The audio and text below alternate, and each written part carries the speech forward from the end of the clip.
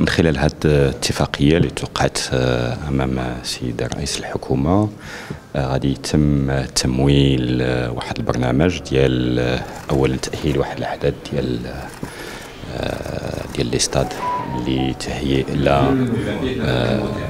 كان 2025 ولا كأس العالم 2030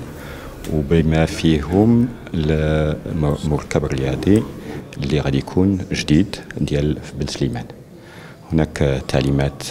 جلالة الملك الله ينصرو اللي باش هاد التجهيزات الأساسية تكون في مستوى دولي وتلائم مع بطبيعة الحال كل المعطيات اللي هي ضرورية في ديال دفتر التحملات لا ديال الفيفا ولا ديال الكاف. والاشغال راها انطلقت في واحد العدد ديال لاعاده لهذا التاهيل ولا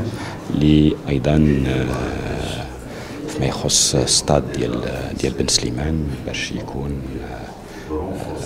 ليتود اركيتكتورال ديال هذا الاستاد اللي غتكون هي الانطلاقه ديال هذا المشروع ان شاء الله.